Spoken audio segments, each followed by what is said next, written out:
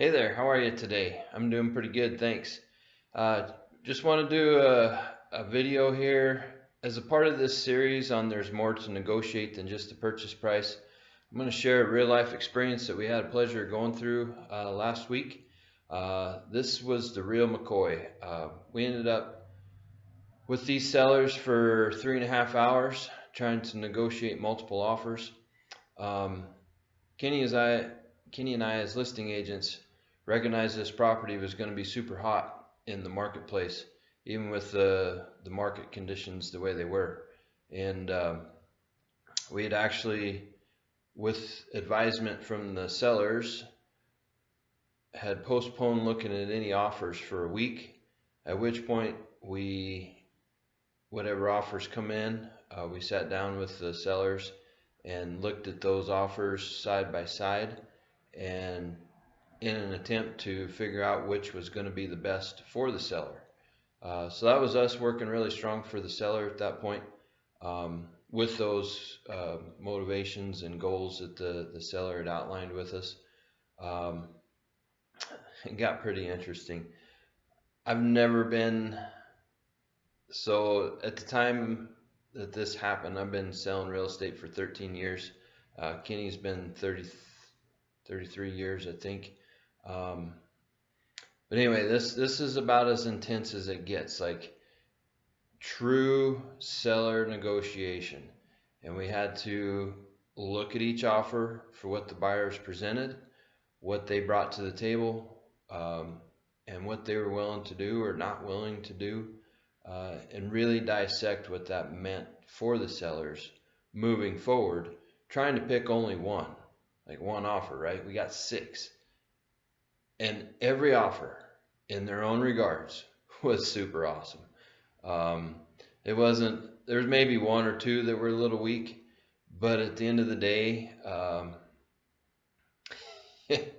they were all good in their own regard. It just makes a person wish they had multiples of these properties in times like this, when situations like this arise. But anyway, in this whole series of videos, the whole point of this is to kind of help educate you and inform you that there's way more to negotiate than the price, and this was a prime example. We could put on a school on this all day long, but I'm going to go through and kind of show you some things that we went through, talk to you about some terms, that real life terms that surfaced between each of the 6 buyers, and yeah, just let you kind of listen in on a part of what happened last week in that 3.5 hours with the seller. So first of all, as you come in and you hire us as listing agents, one of the things that we're going to offer is to do an estimated net proceeds sheet at the time of sale. And we do this during several courses of the listing process or on the market process. Just kind of depends on what the seller's goals are at that time. We do one right at the beginning, and then we do one right when we get an offer, and sometimes in between if we feel like we got to do a change in the marketing plan. So or change directions. The seller wants to change directions and their motivations have changed. Usually that's the bigger one of, we're coming into the winter months, maybe we don't want to sell this winter, we're going to wait till next spring. So we got to do these cost analysis and help guide the seller what that means. So first of all, we had 6 offers last week, so we got to do 6 of these. You can see that we put the name of the seller here, the property address, the date that it's going to close, or what the buyer is offering. So this is when the buyer is saying, hey, this is when we'd like to close. The importance of this is some of the things, the easiest one to pick on is property taxes. They get prorated daily. So this has an effect on the seller's bottom line. So we have to zero in on the closing date.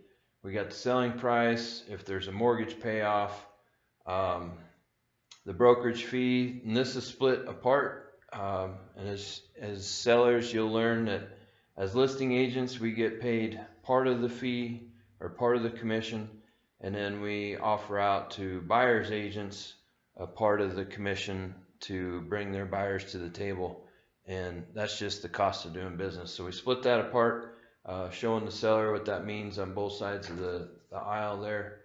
Title insurance premium, that's based on the sales price or the offering price. Interest, if there is a mortgage, we have to figure in interest because all mortgages are paid in arrears, meaning we got to factor in the current month's interest for the month of closing.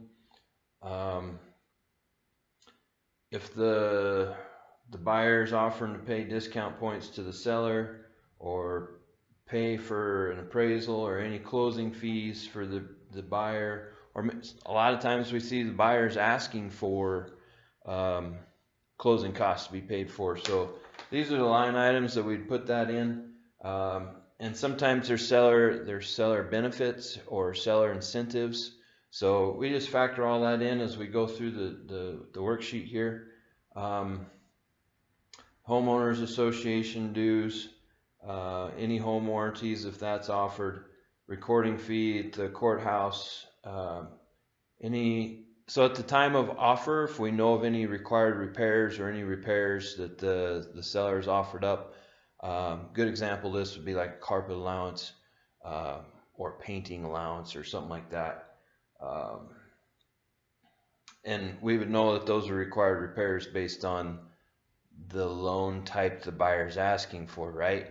Like there's government loans, and then there's conventional loans, and there's in-house loans.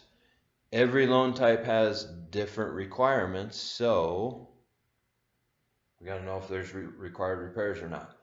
And good listing agents know the difference, and they know what it means for their sellers. And then if there's any other fees associated with the offer, and then here at the bottom, net proceeds from the sale. This is the number the seller's worried about. They're not worried about the offering price up here. Of course, that makes a difference because it has an influence down here. So this is literally the bottom line. Net proceeds to the seller from the sale at the date of the proposed closing. Then who is prepared by and the date that is prepared. So these for one page report, super influential for a seller. They help make decisions. They help sellers make decisions as they go, and it paints a very clear picture of what the buyer's expectations are, what the seller is willing to commit to. Maybe the seller is not comfortable, so that helps them in their counteroffer. If there's going to be counteroffer action, so all that your net proceeds sheet's one of the most important things that your listing agent can go through with you. I'm not going to get a close-up of this, but here's one that we did. Light's messing with me here. Here's one that we did of the 6, just so you can see that we filled it out. And as we went through the offers, I can tell you in 3 hours, the sellers went back to them several times, figuring out, here's my net proceeds. Here's the contingencies that buyers got built in within their offer. Now in a multiple offer situation, it's likely not going to be a counter offer for anybody. It's going to be the highest and best terms, right? Highest priced, best terms. This was a prime example of that. There was no counter offers at the end of the day. The seller was totally happy with, we'll just call 5 of the 6 offers on the table, and not really all 6. Like if it had been a situation where we'd been on the market for 30 days and we'd only gotten the 1 offer, and the seller would have probably took it, right? Because it was the 6th offer was still a good offer. But anyway, just so happened to work out that it wasn't that way. So anyway, I got all 6 pages here of, so what we did or what we do in multiple offers. You can see 6 pages there. On a multiple offer situation, simultaneously, we will take the information from the offer and break it down on 1 or 2 pages for the seller to comprehend. Because if as you as a seller try to comprehend the multiple pages that the state contracts offer, blow your mind. Like this ain't gonna work. It's too much jumbled up mess in your head. So we can take the terms that are important, all the terms, and put it on one piece of paper. Get rid of the legal jargon. And I'm not discounting the legal jargon. I'm just saying when you got multiple offers that you need a simpler approach to look at these. And once you get down to the last one, you need to emphasize with the seller, go back to the legal jargon in the contracts and emphasize what it means for them and see if they're still accepted or acceptable to what the buyer's offering. So I'm not discounting that by any means. I'm just saying as a listing agent with multiple offers, we have to simplify to help the seller make good decisions. So I'm going to roll through these. I'll roll through what we have on each page first, and then go through kind of what happened here. So we have on there the agent and the agency that the offer come from. So this deal was on the MLS or the multiple list service. We did get offers from other brokerages and other agents within those brokerages. So we listed that. We listed how much earnest money that they were willing to put up, their offering price, if they're getting financing or paying cash, closing costs. Did the buyer ask for closing costs? Are they willing to pay for their own side of the closing costs? Are they willing to split the closing firm fee? What's going on with all those moving parts? The closing date, just covered that in the net proceeds sheet. Possession of the property, inspections, and if the buyer is asking for their right to do inspections, when's the resolution? What's the time frame on this? How does that look compared to the closing date from the offering date? Personal property, how much personal property did the buyer ask for? What are they asking for? This would be appliances or equipment. I've done all kinds of things before. Livestock sometimes. If it's personal property and not attached to the real estate but incorporated in, we include that on the sheet as part of negotiations. Additional provisions. This is the chance where the buyer gets to say, this is what's important to me beyond what the state contracts have to say. Again, we can't be lawyers here, but it's a chance to narrate on a couple things or be more specific and help the seller kind of see the viewpoint from the buyer's point of view. And then lastly, the response deadline. And in this situation, the response deadline, it got talked about. So let's start rolling through this. This offer was an out-of-agency offer, so another agency brought it to us. Earnest money was $5,000. Purchase price was $15,000 over the list price, and it was a cash deal, or it was cash deal contingent on the sale of their current property, or they could do a bridge loan. So the buyer did a great job of outlining two different courses of action, both which would benefit the seller. It was pretty awesome in that aspect. Closing date within 30 days upon offering time. They did hold in the option to do inspections, and it was on a 10-day window, and resolutions, if anything was to show up on those inspections, to have that resolved with the seller within 4 days. Now, the importance of that to the seller would be, okay, one, we've got a contingency hanging out there now with the inspection. The buyer's home inspector, building inspector, or surveyor, or soil sampler, or whatever they want to get inspections on, they're holding that entitlement. So they'd be if they accepted this offer, they'd be pulling off for 10 days and then a 4-day window past that for anything to resolve if the buyer had concerns. And it could be, I'm not kidding you, it could be as simple as a knob on the stove. If that knob is broken, the buyer can bring it to the attention. They got 3 options: accept the property as is, ask the seller to fix it, split the costs with the seller, or void it. So 4 options there. They could void the contract, and of course voiding the contract does no good for anybody. But we've seen it happen, right?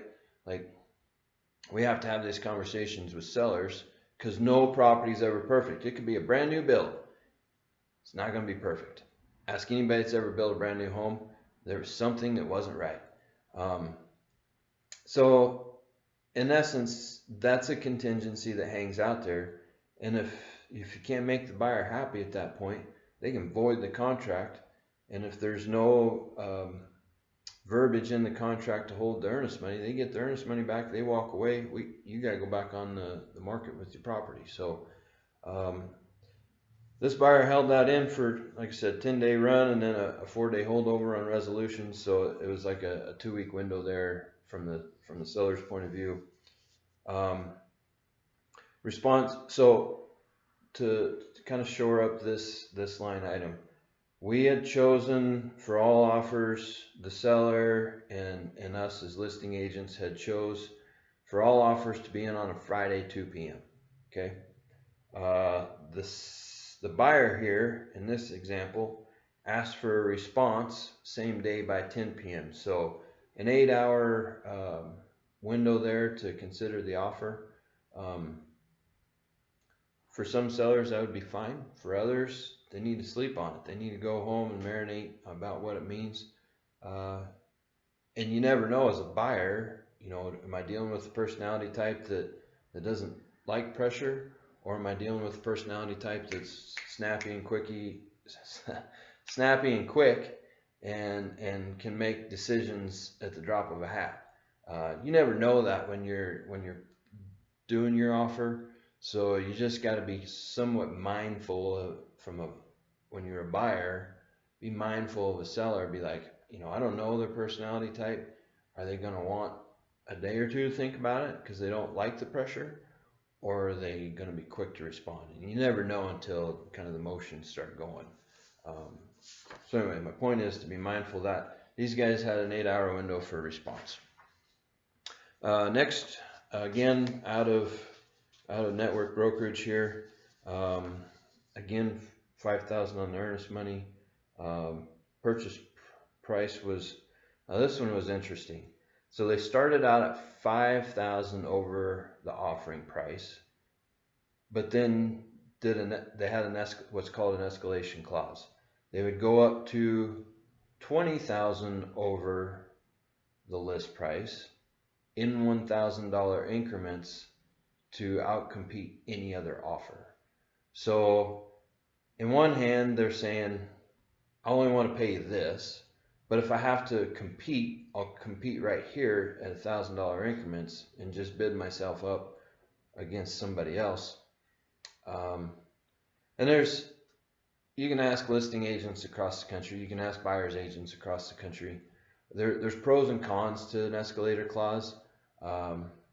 Again, I personally believe it comes down to the personality type of the sellers, and if you end up in multiple offer situations and how many multiple offers in the terms of the other offers, right?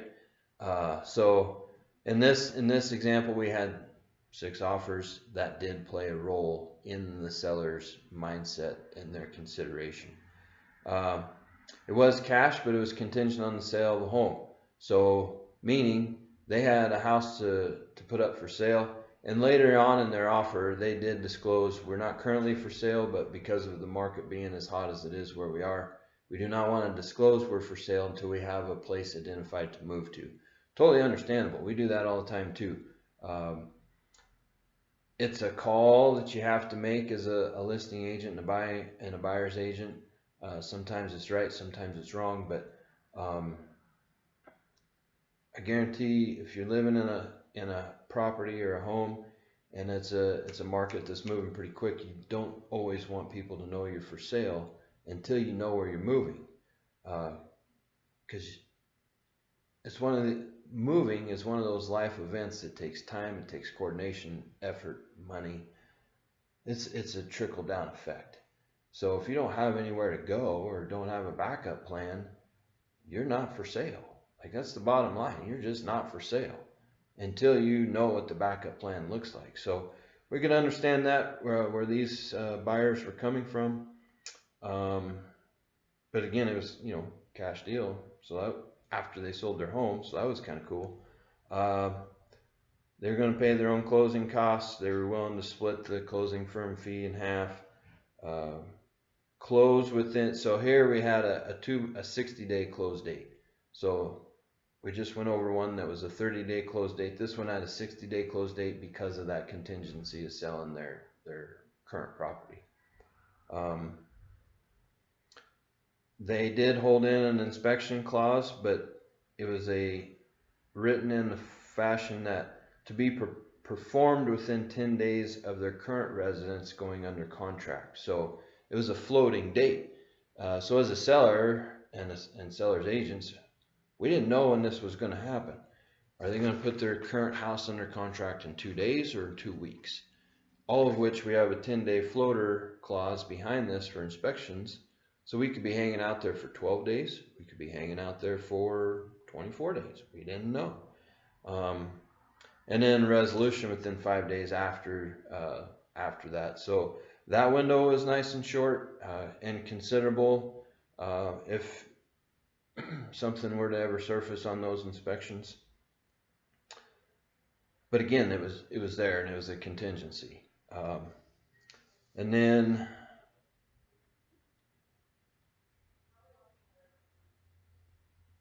contingent on the appraisal.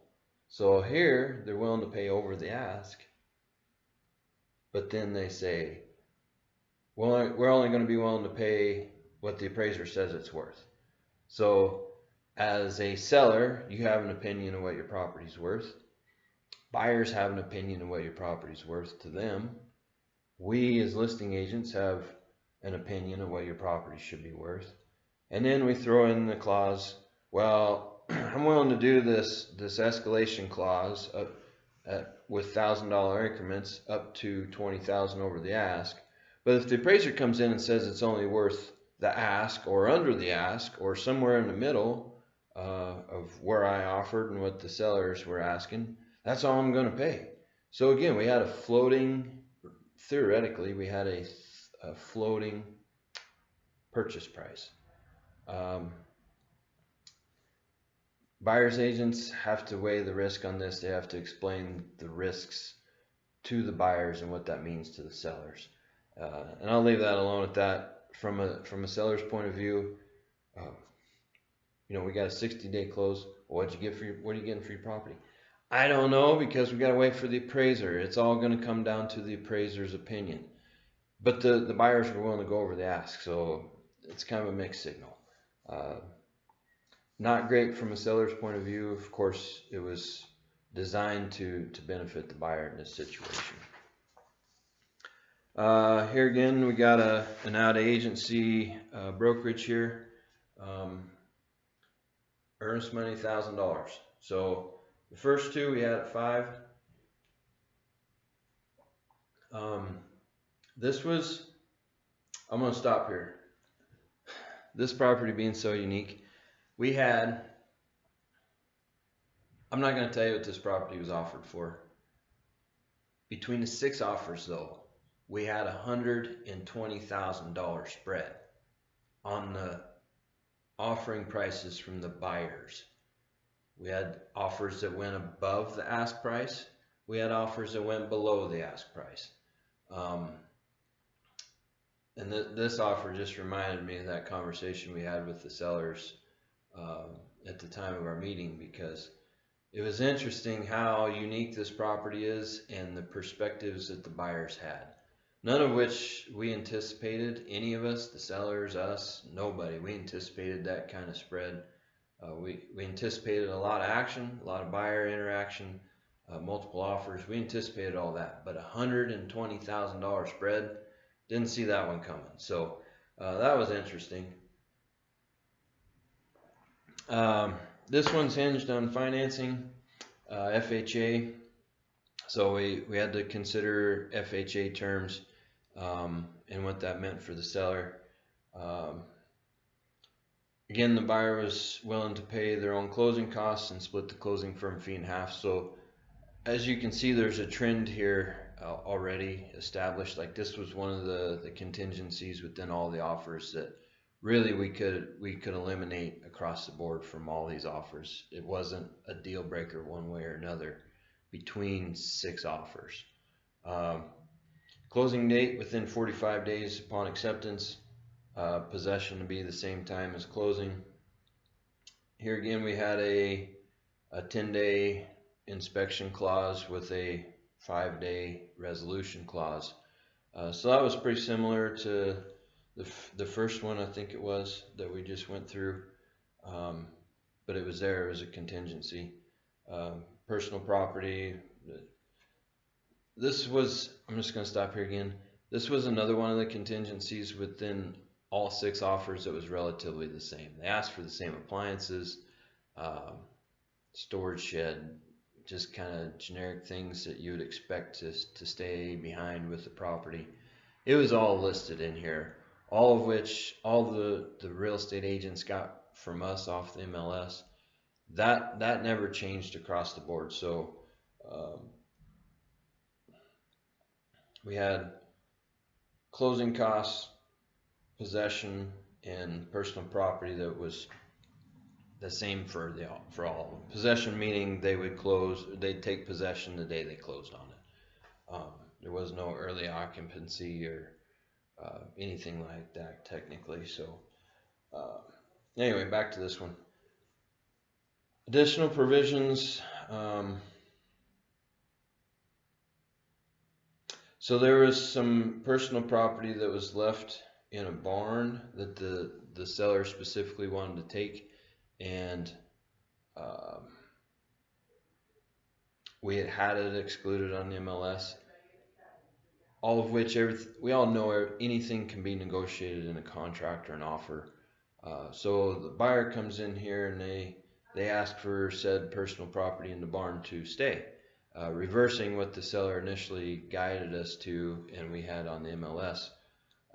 So that was kind of we had to pay attention to that a little bit and know what that was worth to the seller. And this was one of those that was closer to the ask. And we had them throw in this additional personal property that was above everybody else.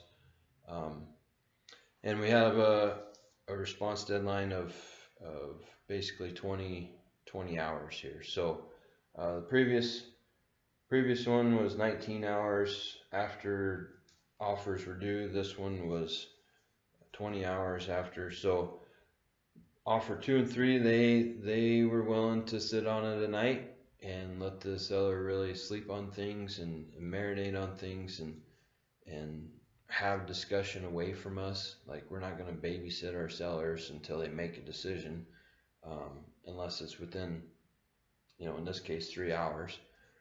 But if they want to go home and think about life and have a private conversation, husband and wife, or family members,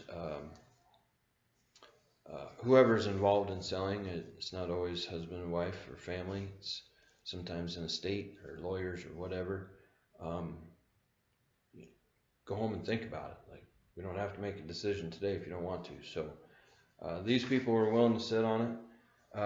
Number 4, this buyer was we had done the offer for, back to the $5,000 earnest money, right, and they offered right what the seller was asking.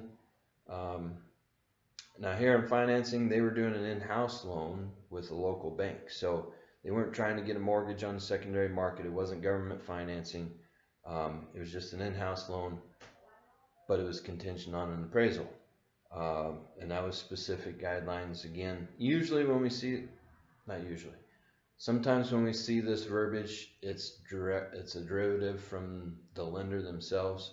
Other times it's a buyer not knowing the market as well as they should or could know. Maybe they're out of state buyers and they just don't know the market and they don't have the time to dedicate to learning the market quickly and on their feet. You have to be careful about what these terms, when you see appraisal to meet or exceed the purchase price, what's it mean for that buyer? So that was a contingency in this offer. Again, they were willing to pay their own closing costs, split the closing firm fee, close within 30 days. So we had another 30-day close here, 33-day on this one actually. Now here's where this one got fun. This buyer was willing to remove their right to do inspections. And of course, there would be no resolution beyond that, as if the seller takes this offer, there's no resolution and the buyer is taking the property as is, where is condition, based on what they've seen of it during their preview of the property. Or what we all know we got pictures on the internet and video, and I mean, we're in the 21st century, so there's ways to go back in history and kind of see the condition of things.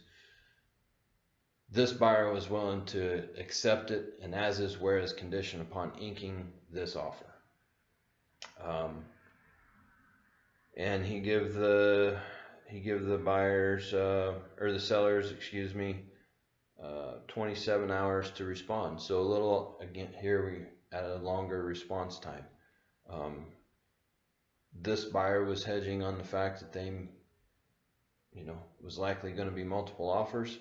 He was willing, they were willing to stand behind their offer for 27 hours. After that, they weren't going to be obligated to it, or we'd have to adjust the timelines to be obligated to it. Number 5, I don't know what it was, about $5,000 earnest money on this property, but it was prevalent. I'm not sure I've ever seen this ever too. Like, so many buyers, one property, one shot, and earnest money all being about the same. So that was unique on this deal too.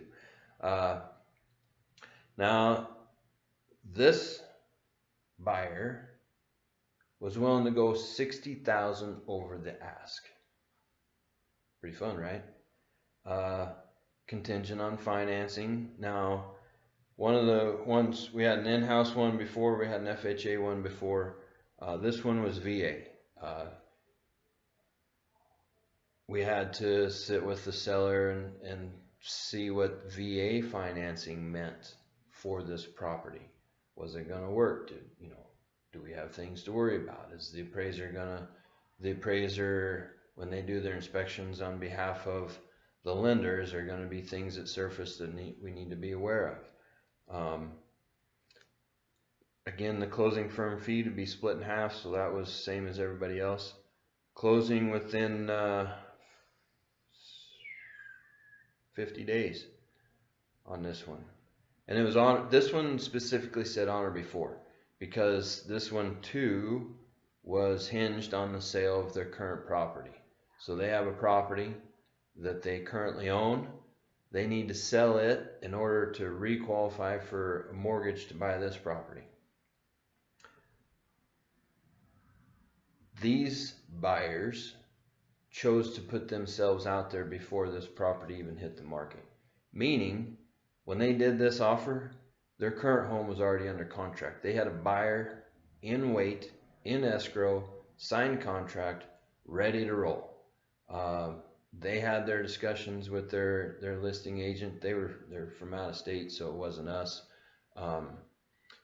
It's an out of state buyer with local roots, by the way. But anyway, their listing agent, they had a conversation with them. They weighed the pros and cons of everything going in their life, what their goals and objectives were.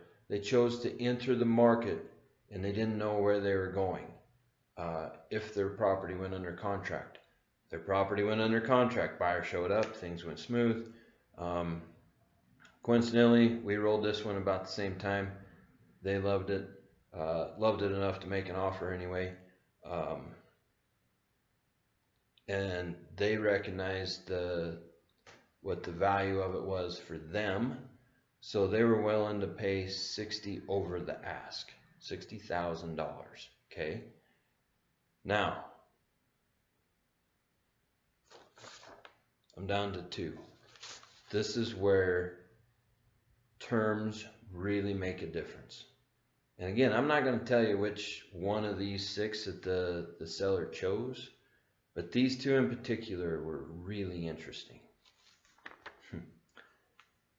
This buyer that I'm currently telling you about went 60 over the ask and said, oh, by the way, I trust that the listing agents put a value on this that's going to appraise.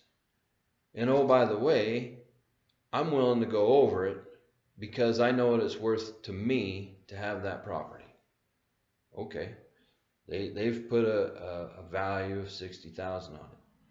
They went on to say that if there's a gap between what the appraiser says it's worth and what I think it's worth to me as a buyer, I'll pay the difference in cash up to a certain amount. And I'm not going to disclose that amount because there's just things here that I don't want to disclose for that buyer. But they put an amount in there saying, if the appraiser, we all know we got to get an appraisal because I'm a VA buyer. If the appraiser says it's only worth X, I'm willing to pay so much over. And it was called an appraisal gap. This type of contingency is called an appraisal gap, where a buyer is willing to pay more and they have this much cash to go over. We're going to let the cards fall where they're going to fall, but I'm telling the seller right now, I have X amount of cash in my pocket that I'll go over what the appraiser says up to this price. Pretty smart. I'm here to tell you, I got the seller's attention. It was clever enough that the seller really had to spend some time marinating on it and what it meant.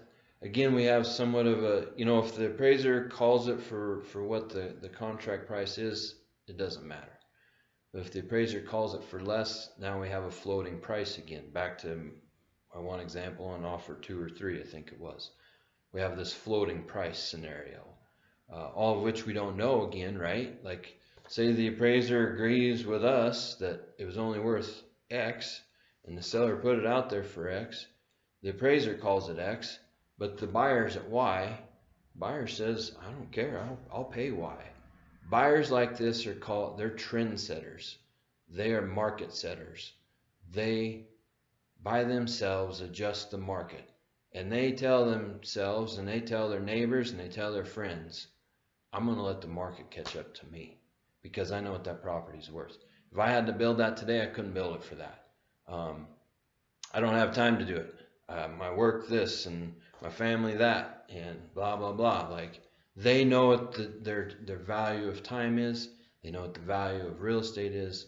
They know the value of improvements is. And they simply say, I'm going to let the market catch up with me. And I'm okay with that. That was this style of buyer. They were here to make a statement, and they made a loud statement in the meeting room for 3 hours with the seller. So there's that one. And then the last one, which was similar to number 5, number 6. This was, again, an out-of-state or out-of-network agent. And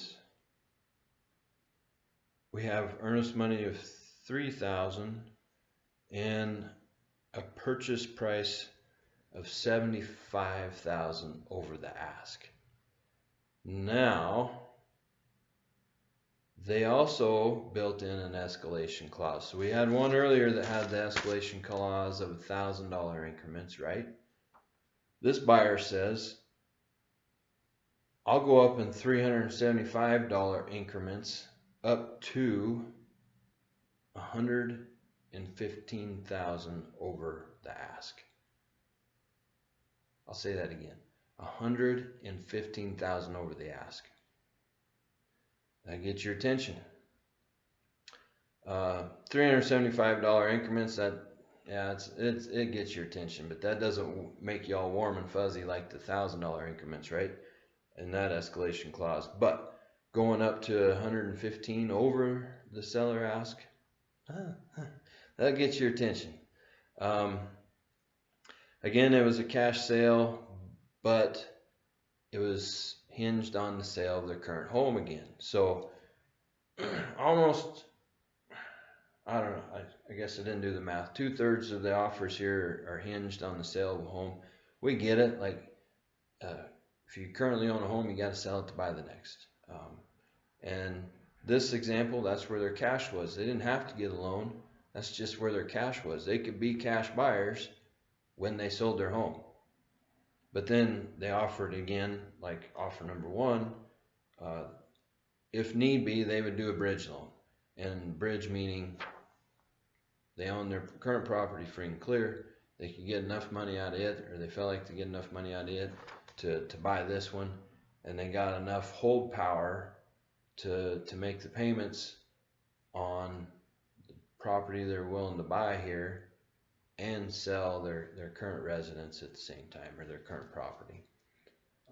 So that was super unique. Like, thanks for outlining that. That helps us, kind of gauge where you are, what you got to accomplish to make this deal work. Again, they pay in their own closing costs, split the closing firm fee equal, closing within 40 days or sooner. Just depends on the sale of their current home again. So with a lot of times we end up with the sale of our current home or property, we end up with these floating close dates a little bit. Seems a little scary to a seller up front when you're trying to negotiate these things, because you got to pack and you got to move and you got to get the hauling trucks and the trailers and crew to help you, family to help you, and it seems a little bit overwhelming to coordinate all this as we go. The bottom line is this, though. With a floating close date like this, on or before the 40 days here, we're going to know within 2 to 3 weeks before this date when the actual date's going to happen, because they're going to negotiate terms on their current property to sell. They're going to get a firm date on that with that buyer. They're going to turn around and notify us, hey, it's go time. This is what we did. So you can see how that later on, after negotiating these offers, how the time frames start to shape up a little easier as you enter into them and get into them a little bit. The personal property was the same as everybody else, minus the one offer with the extras and that one barn. But here's where another area where this buyer got unique.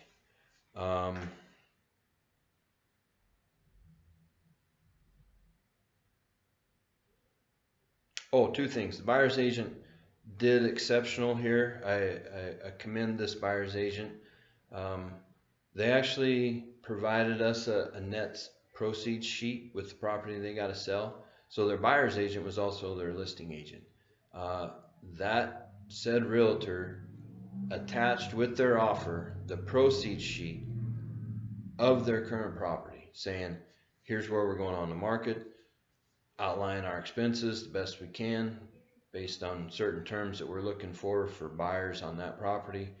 Here's our estimate. To the best of our knowledge, here's where we should net out, or within this range, right?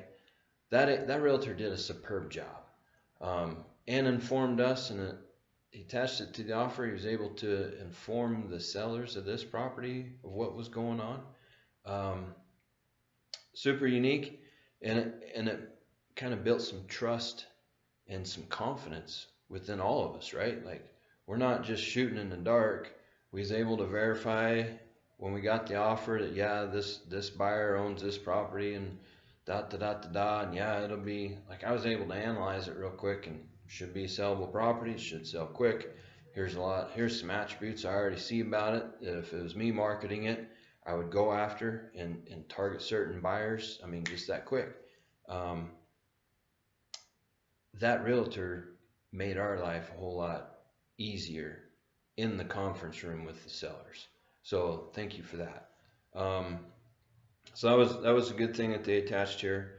And then, but then the buyer went on to say that the offer is contingent upon the property, this property that we're selling. Offer was contingent on the appraisal. So in one hand, here we go again. We got a buyer willing to do an escalation clause up to 115,000 over the ask. But then we're going to come back and say we're going to put all the oomph back in the appraiser and all the trust back in the appraiser, which, oh, by the way, we never know who the appraiser is going to be, because if it's cash, the buyer can pick. Could be their friend, for all we know. It could be somebody within the area. Maybe they look them up on Google. Nobody knows who this appraiser is. And if they got the bridge loan, of course, the bank would be in charge of hiring the appraiser. And thanks to the Frank-Dodd Act and preventing fraud nationwide, the bank would have to go through the Rolodex of appraisers, and they don't even get to pick. They have to go through a third-party verifier. So it creates a more neutral ground. But at the end of the day, who's the appraiser? Are they qualified for this type of property? We don't know. Okay, so this buyer says contingent upon the property appraising for at least the purchase price. And then it goes on to say if it doesn't, then we reduce our original offer or the escalation clause offer back down to the appraised price. So we got a buyer here that's willing to roll the dice and be risky and be really snappy and appealing to the seller. But then, oh, by the way, I'm only willing to pay the appraised price. Like, the appraiser's opinion is the only opinion that matters in the room. And so, I'll just shoot it to you honest. This was not the opinion of these particular sellers we're working for, but it's my opinion. These guys could offer $1 million. They could have went 600, 700 over the ask. Doesn't matter. 100. They were willing to go 115. They could offer $2 million. Doesn't matter. Last clause in their offer, contingent upon property appraising for at least the purchase price. And if it doesn't, they have the right to renegotiate. Where are we going to land? I guarantee you the seller took note of that. And I share these things with you. And the response time on this was, well, that was one thing about this seller, or this buyer. So we had offers, we'd asked for offers to be due by 2 o'clock on Friday. And this buyer or this agent, I'm not sure who, I'm not going to point fingers here, but it was somebody on that end of the table. They put a response deadline of 2 o'clock on Friday. Like, we weren't even going to open offers until 2 o'clock. So as soon as we offer it, I mean, technically within contract law, that buyer is not obligated to this offer to begin with. All of which we opened a line of communication with that realtor and said, hey, we're not going to look at offers till 2.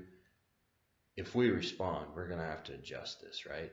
And we were just working for the seller at that point to keep open communication with that buyer, with that real estate agent.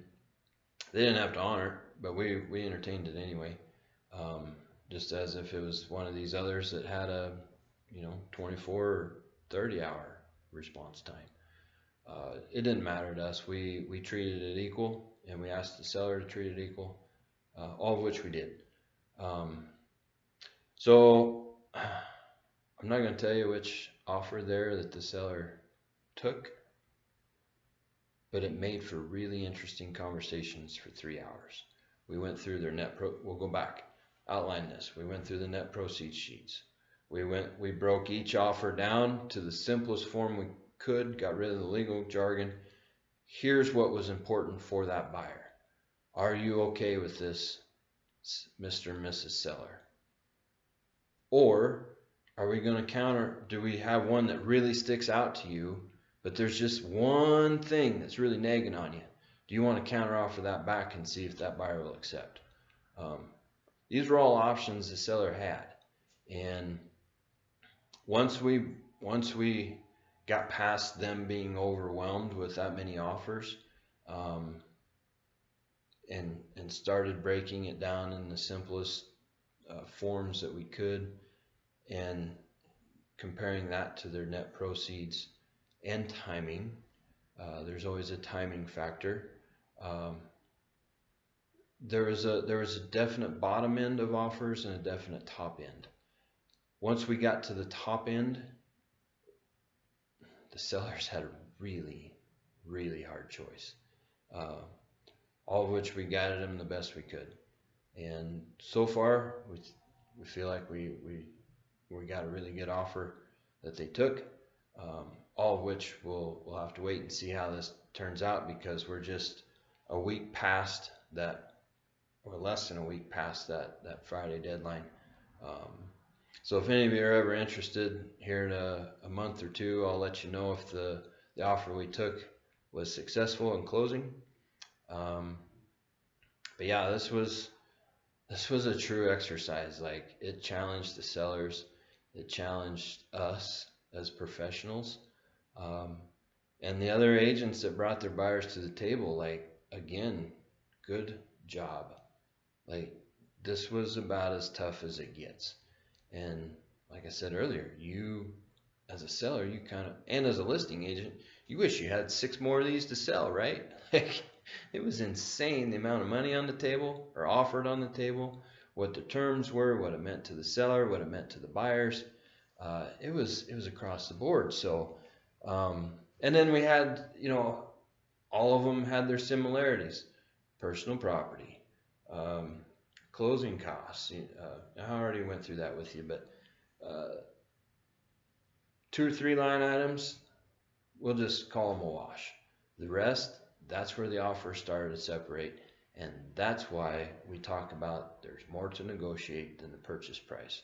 And I've been saying this is about as most exciting as we've been a part of, with the 6 offers. I've been on the I wasn't a paid realtor, but a friend of mine who I used to sell real estate with, he ended up in a similar situation on his own home. So it was realtor that took the position of seller. Sorry, getting a little dry talking here at 50 plus minutes. But this happened a couple years ago. A friend of mine that I used to sell real estate with, he called up. He'd since moved away to a different state, and he'd bought a house, and then I didn't know him, but he put his house up for sale on a Friday night. And I'll share this short story because it's a good one. Anyway, puts it up for sale on a Friday night, and I get a phone call. It's 9 o'clock on a Sunday night, and I'm like, dude, what's going on? So I let it ring for a couple rings there, and I was like, it's 9 o'clock on a Sunday night. I bet something's wrong. So I went in and answered. Usually I don't answer the phone that late at night. Normally I'm not even close to my phone that late at night.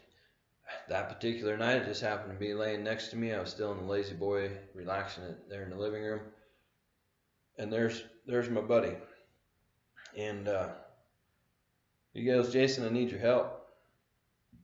I said, well, dude, I sure hope so. It's 9 o'clock on a Sunday night. Yeah, he says, put my house up for sale. And I was like, oh, that's cool. Yeah, I'm really in a pinch. I said, oh yeah, what's going on? I got 35 offers. Say what? 35 offers. Less than 72 hours. That's one offer every 2 hours. If I do the math right? Like, yeah. 72 hours, 35. That's about one offer every 2 hours rolling in. On a 24-hour clock. Dude was freaking out, which I would have been too. Like, psst, we just went through an exercise of 6. Okay. I said, all right. I said, you, and he was, as a professional, he's really good. I will say this. Every state has a state law, and there's a national law too, that says if you're a real estate professional, you have to disclose that in any offer or when you sell a piece of property, you have to disclose that you're a real estate professional. There's reasons for that. One of the reasons is because as the owner of the real estate in this situation, he was emotionally tied to the deal. So he went from being professional to being a seller. And selling your home or selling your property, especially your home, commercial property ain't this way so much. Sometimes it is. Ranch properties are this way. It's an emotional tie. When you're selling your home, it's an emotional tie. And it can be for commercial or industrial too, depending on your experiences there and what you build or what happened or whatever. So selling real estate is, and most times will be, an emotional act that you go through in life. This dude's freaking out. 35 offers. How am I going to sort this? I got deadlines. I got this. I got that. Tomorrow morning's Monday morning. Blah, blah, blah. And I had to ask him, I'm like, dude, slow down. You got to get them to their simplest form. He goes, I said, I don't know your state laws down there, nor am I going to act like I do. He goes, well, of all the agents that I've ever sold with before, I trust you the most. I said, okay. And he goes, and you're not here, so there's no bias. And I said, yeah, you got a point there, right? So we sat down on the phone, and it took me about 3 hours that night with him to sort through them offers over the phone. Yeah. And by Monday morning, you know what? Oh, here's the other thing. Here's the kicker. I forgot about this. He was emotionally tied to what was going on. He was freaking out. His head was going, it was just scrambling on him, right? He forgot to how to be a professional when it was his own property, which is totally acceptable. I get it. He needed to get it whittled down to enough offers that he could handle it as a professional and not the owner of the real estate, so he could then go have a conversation with his wife. Yeah. He couldn't even pick up the phone and talk to his wife. He couldn't go to the next room and talk to his wife. Here they are living in this house that they're trying to sell. He's got 35 offers. He can't talk to her. Freaked out. Stressed to the max. And so, like I said, I spent 3 hours with him. We got it whittled down. And we got it whittled down to a handful of offers. And again, like, I would have taken all 35 of them offers if I had 35 of the same houses. Like, they were all good offers for the most part. A couple of them were, whatever. They were fishing. And you're always going to have that. Somebody's looking to fish or looking for the deal, or, and sometimes they're needing to make an offer on something, but they have terms that they just can't get around, especially if there's financing and affordability issues within said buyer's life or lifestyle. But anyway, we got it narrowed down to a good handful that evening in 3 hours, and I got him refocused. I said, dude, you're going to have to go talk to your wife. You're going to have to tell her why we got rid of these offers over here, why they're not going to be even entertained. You're just going to reject.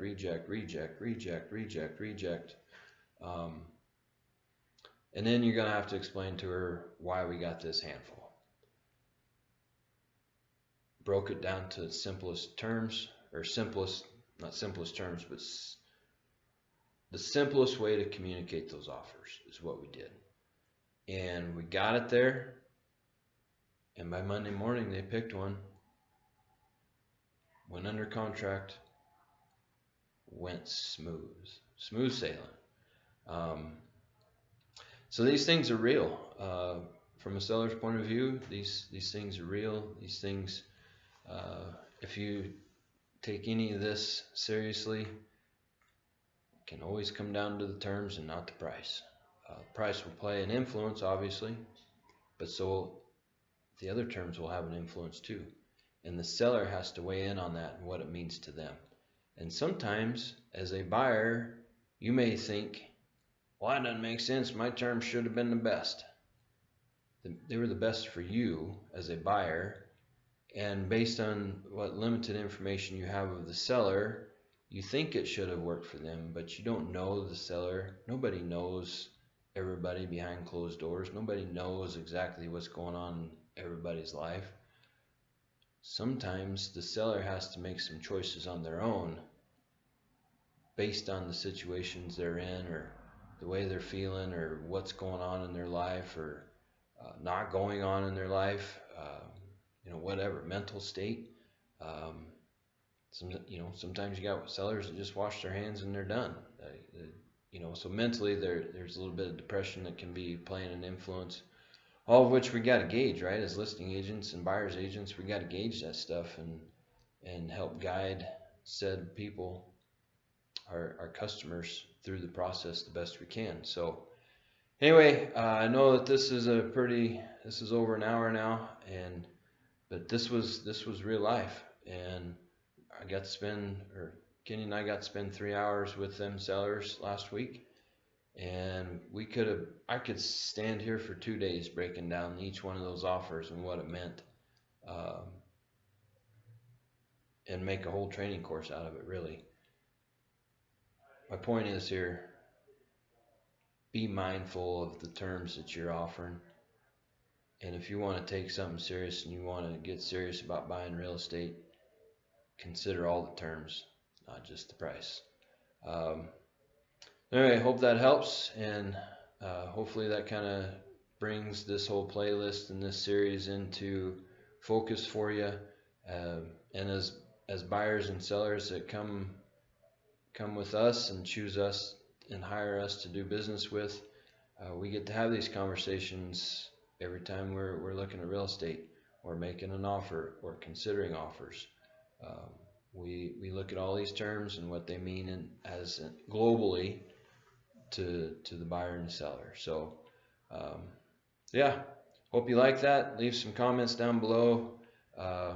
If there's something that I wasn't clear on, or you'd like more information on what it meant, we can do another video, or I can leave a comment there in the comments or whatever. But yeah, hope you I hope you enjoyed listening to this and learned quite a bit. I crammed a lot of information in here in an hour, and there's a whole lot more information that goes along with this.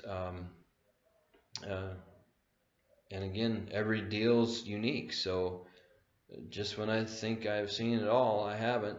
And that's what makes real estate fun, is just when you think you've got it figured out, you're probably in the wrong room, because there's going to be something that catches you off guard. And if you're paying attention, it'll make a difference to the buyers and the sellers. So anyway, thanks for listening. Talk to you later.